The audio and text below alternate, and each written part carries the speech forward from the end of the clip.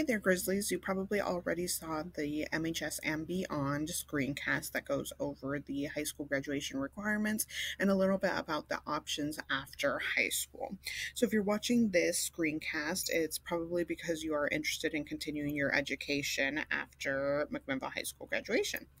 So, some of the things that we will be covering are things to consider when choosing a school, the types of continued education, a little bit about the application process, including SAT, ACT, and placement tests, degree partnership, Western undergraduate exchange, how to fund your education, and college credit now, a little bit about student athletes, and then next steps.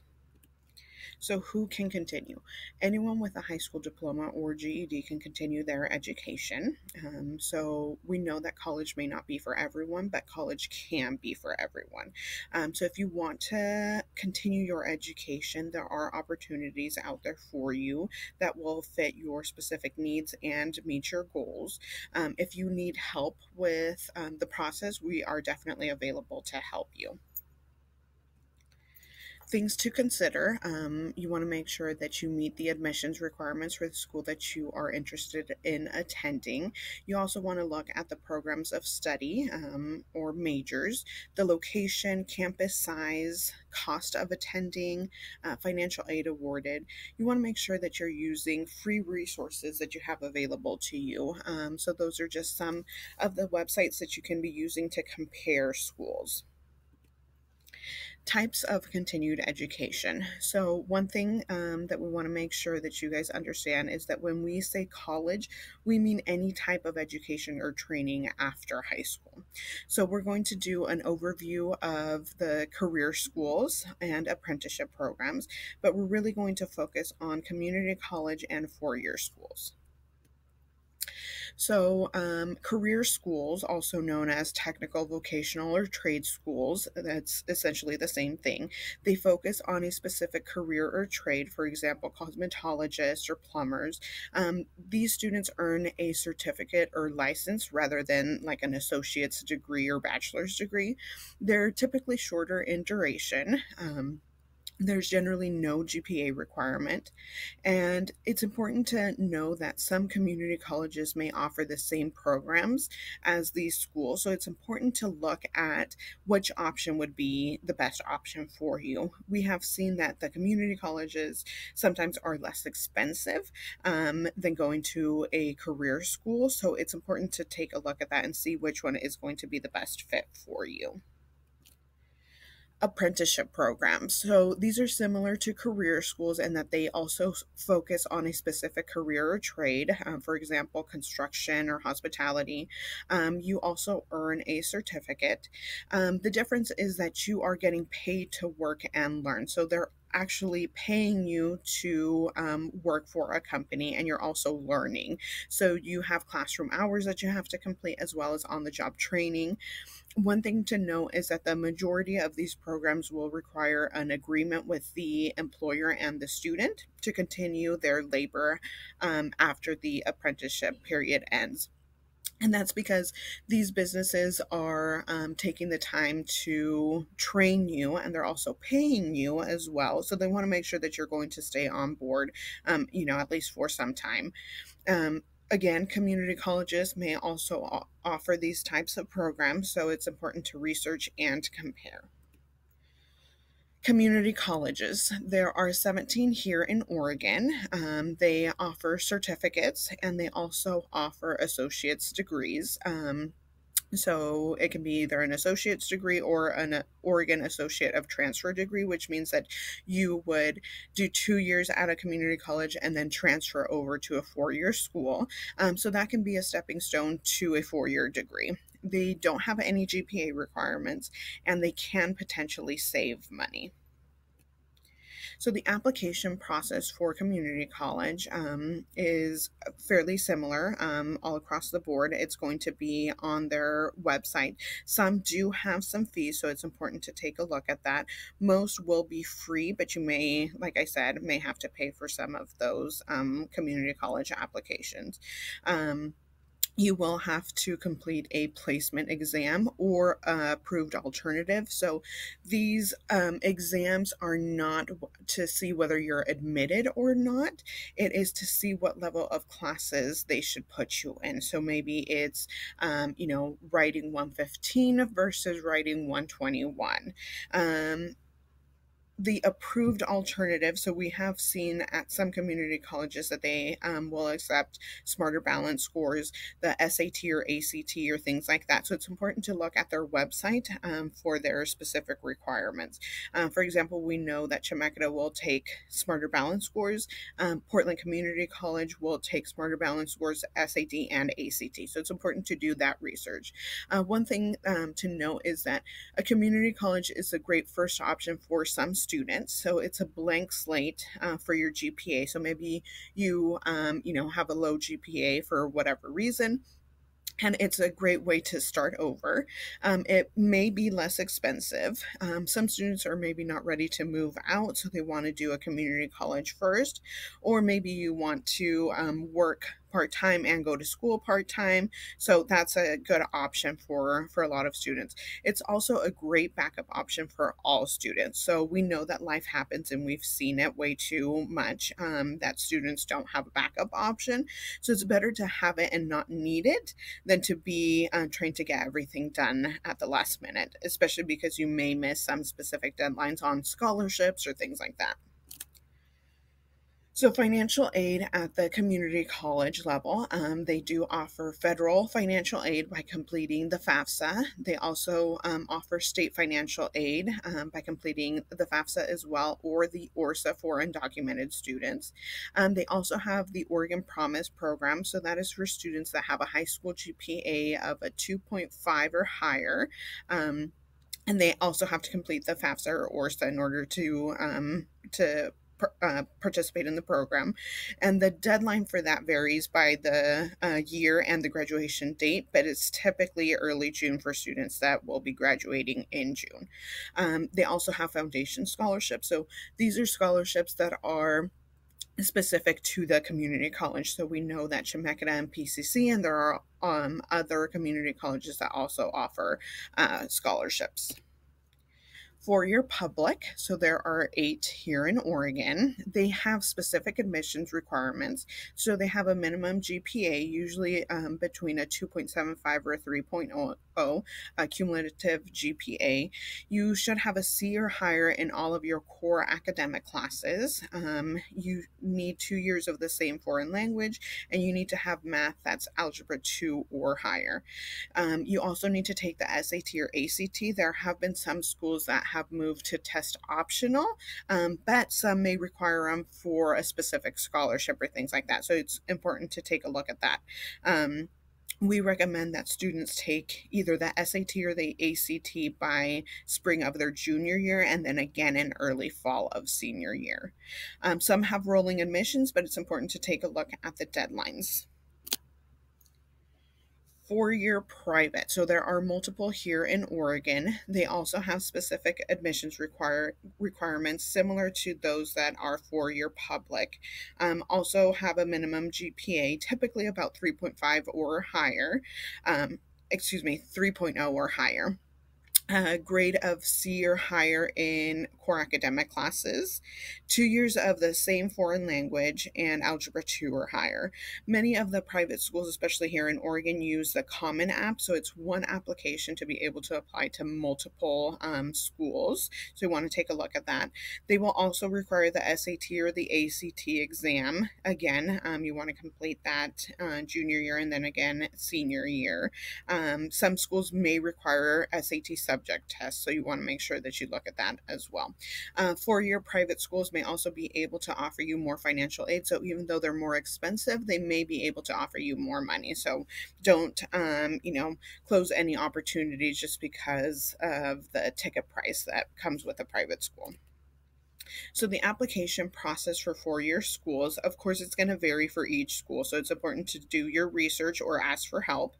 You will apply through the college website. So for those that use the Common app, it'll direct you to that website. Mainly private schools, and now University of Oregon also uses the Common app. The application typically requires official transcripts that you can mail. You can request it from the Counseling and College and Career Center. SAT and ACT scores, a lot of them have to be sent directly from the testing site, so you want to make sure that you take a look at that.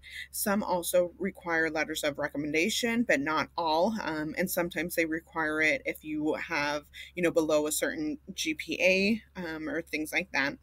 You want to make sure that you're giving teachers and counselors at least a 2-week notice.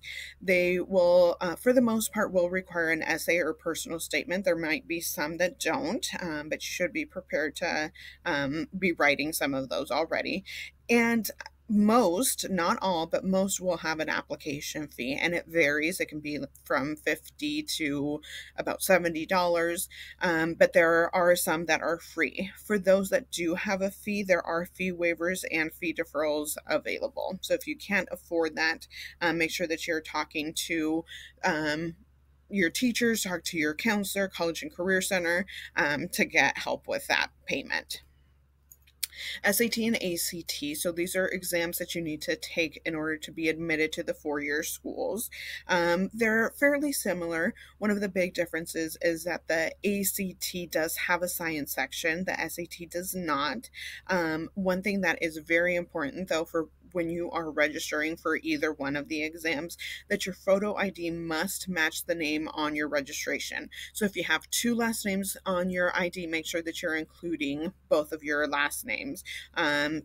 Make sure that you are doing that really on all of your applications, but it's especially important for the SAT or ACT, because if it's not on your admissions ticket, you won't be allowed in to take the test the day of.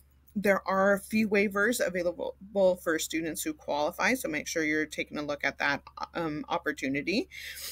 Dates are available on our high school website.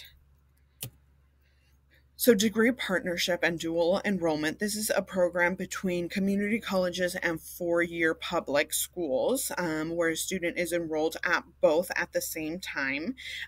You have the option to take classes at both schools or just at the community college, but you're still able to benefit from services at both campuses. So for example, a student may be dual enrolled at Chemeketa Community College and Western Oregon, and you can live on campus at Western and only take classes at Chemeketa, but you're able to benefit from the library at both schools, academic advising at both schools. So that's one of the big benefits. It also may allow you to save money because you are taking classes at the community college as well. But you do have to meet the university admission requirements. So when you apply, you do still have to meet those requirements that the four-year school has.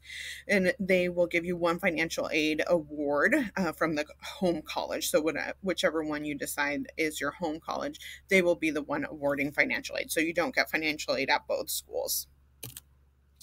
Western Undergraduate Exchange. This is a program that is available in 16 states and U.S. territories.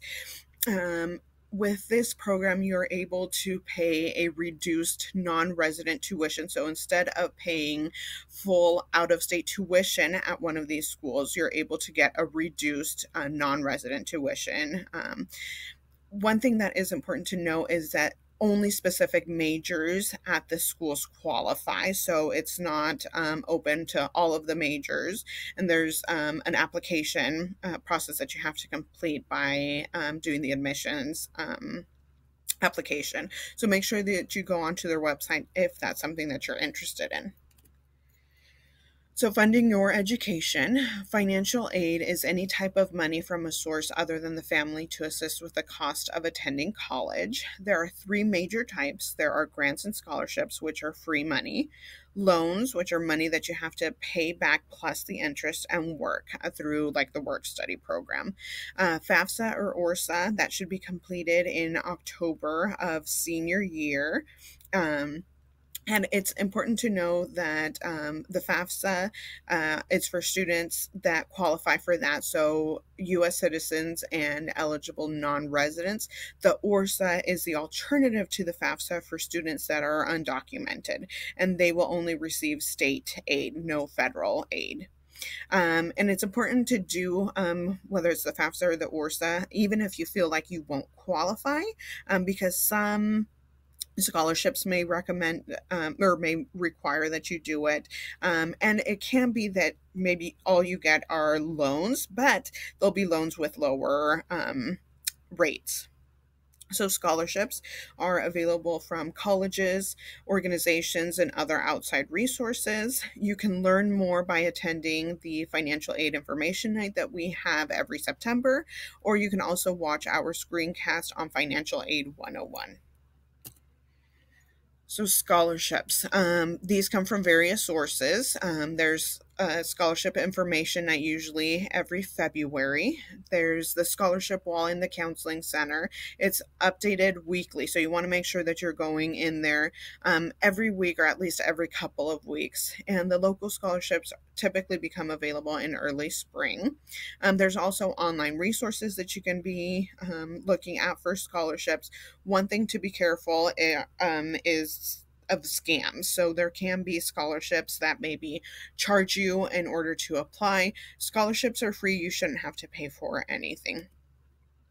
So college credit now, as you guys know, we have a lot of classes that have been approved mainly through Chemeketa.